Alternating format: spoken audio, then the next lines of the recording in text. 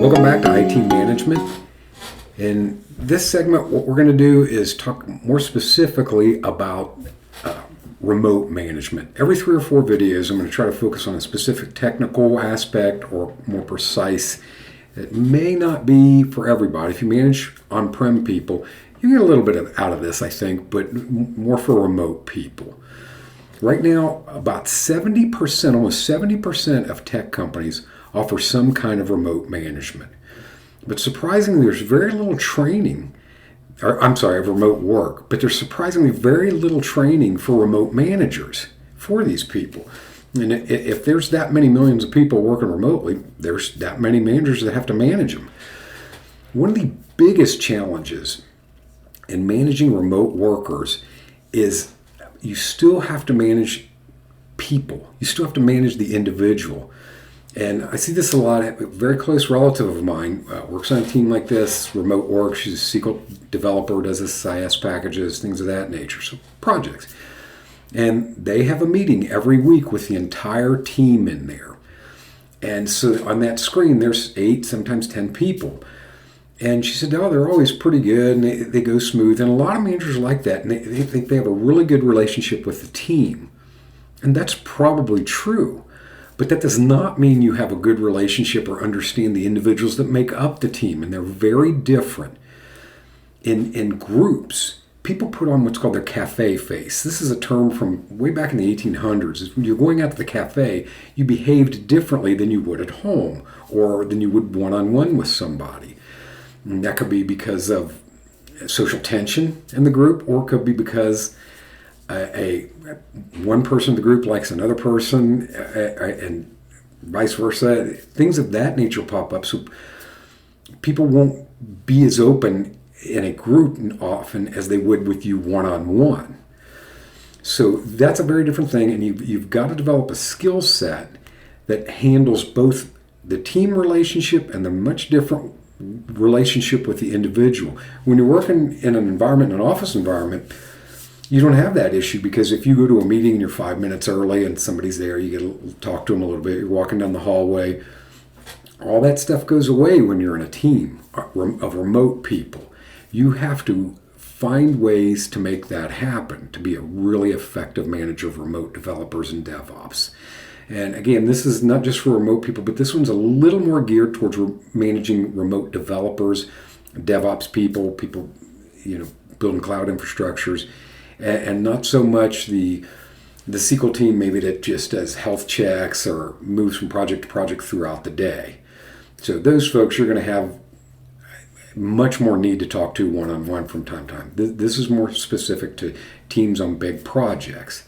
So mission number 1, make sure you understand that you have to have 2 relationships. One with the team, one with the individual.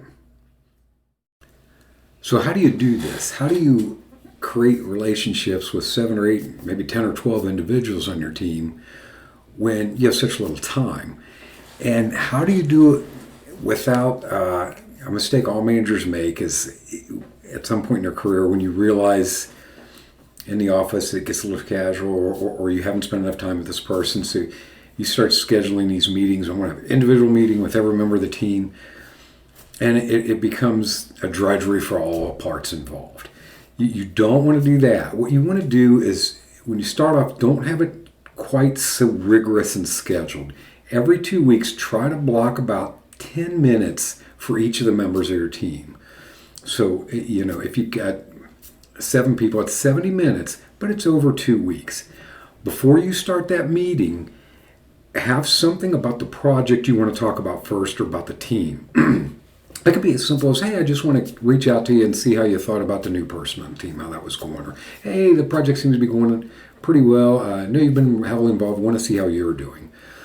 So if you start off that way, it becomes much more casual. And again, you don't have to have a Teams meeting with them. Pick up the phone, talk for 10 minutes.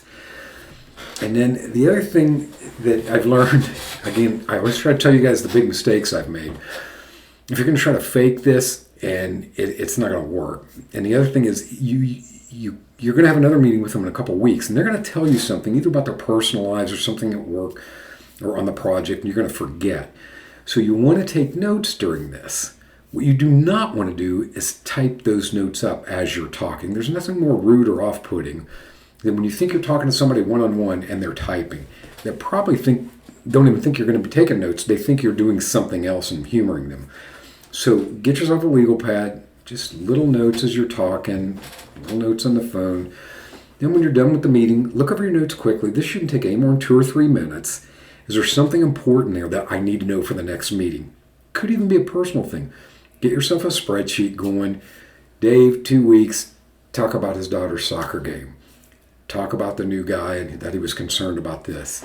That way it doesn't seem so forced every couple weeks. Now, if you do this and get these individual relationships going, what you're going to find is what you've done is open up another communication channel that will help you and it'll help your people. There's things they're going to tell you one-on-one that they're not going to say in a Teams meeting. And these secondary communication paths are so critically important because when you manage in an office, you take these things for granted that they're always there. Remotely, they're not. And you have to build that skill set and you have to make these things happen. This is one of those things that builds on your career quickly. The return on this is really fast. It's amazing to me, again, how few companies have all these remote managers and they just, well, they're hybrid, this guy's here, this guy here, and they don't offer any kind of training on this. I thought as I started doing this for a couple months, I knew remote was going to be a big part of this. And I thought I should start a company or start consulting on the side and go into these companies and tell them, hey, this is how you do this. And I think the reason that hasn't happened is I've done remote management for about 20 years, but it wasn't like it is now. We just had a remote office in Toledo. So to call up there every once in a while. And I made this, we were just on a conference call on the phone. And I would always just have the team. I only had 3 people up there. But it was always, how you guys doing? Never talked to any of them individually. And after about 6 or 8 weeks, we had a girl work up there as a network engineer. It was pretty good. And she said, boy, Eric's all business, isn't he? And I'm not. I'm just not like that. But I didn't know, it didn't occur to me, I have to get to know these people a little better. So on the communication side for remote management, that's number 1. But you still have to manage the team as well as a team. It is 2 separate different things.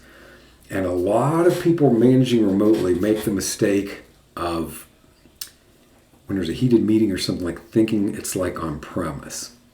It is not. It's very different. It's not harder. None of this is harder. And I think, in fact, in some ways it's easier. But there's some little tidbits you better know. When there's a crisis or when even there's a little bit of friction in the meeting with the entire team, that's a different animal as well.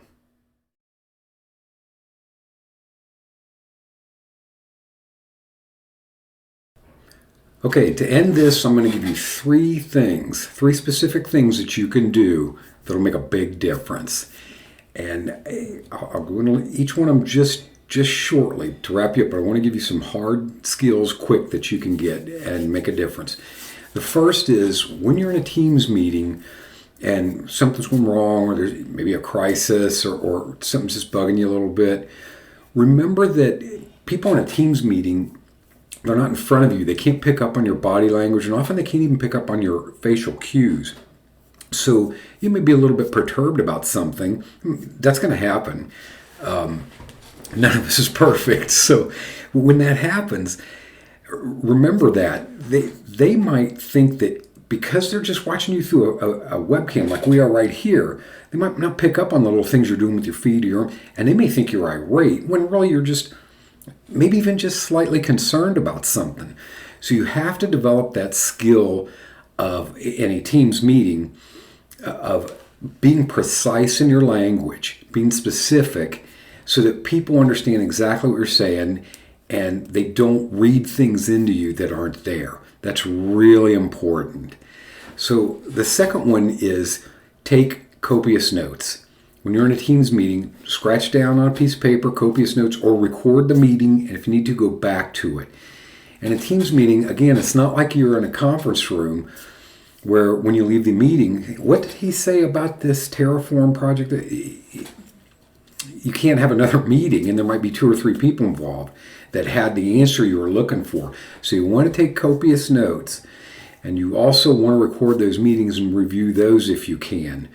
That way, you're not bugging everybody all the time. And that gets into step 3. This is particularly important for developers. A lot of guys that are all of developers, but a lot of times during the week, they could be working on something for 2, 3, 4 hours straight, super focused on trying to solve a problem. And if you call them, and I've been guilty of this in the past, you got something going on, this one person you really could use his help on, so over a 2 or 3 day period, you'll call him every couple hours, and it's always the same thing I used to do. Hey, just 2 seconds real quick. Don't want to bug you, but I just have this question. Put that stuff off. Don't bug your developers like that. When you do that, you think, well, hell, I only took 2 minutes of his time. No, you didn't. As somebody who's actually done development before, I've been interrupted before, and it has taken me I was just recently, a couple years ago, I was working on something really complex. I was really struggling with it. I got interrupted for about 5 minutes. I lost a train of thought. It took me over 2 hours to get back where I was. Do that 2 or 3, 4 or 5 times a week to somebody, to a really good programmer or DevOps person, you'll crush his efficiency for the week over 4 or 5 calls. So those are 3 things I wanted to end with. Hard, fast rules on those. Practice being better on the Teams meeting to be precise and specific so people don't read the wrong things into what you're saying. Take copious notes. Don't bug people all the time. And try not to bug them at all. Try to keep your stuff to your meetings. Again, if you need them for something quick like that, don't run to the phone or the Teams meeting first. Don't run to the instant messaging either. This is something I would tell directors and CIOs as well. You're the boss. You need to understand that. You scare people just by your title. If you use that instant messaging all the time because you just don't want to bug them and they can respond when they want, they don't see it that way. Oh, the boss instant messaged me, I got to stop what I'm doing. It's the same thing as calling them. Send them an email. That should be your first method of communication. If it's really critical and you need an answer quick, send them an email. You can wait 15, 20 minutes. Let them wind down what they're doing and get back to you on their time. Again, if it's critical and it's been 15, 20 minutes, when you do call, apologize profusely and show your team that you understand how hard they're working and how hard this stuff is. It's not easy. That's why they make $120,000, $140,000 a year or more. It's not easy.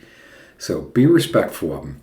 Those 3 things, get those patterned out in your management day to day. You're going to see great results from those. These have an immediate return on investment. So thanks for watching again.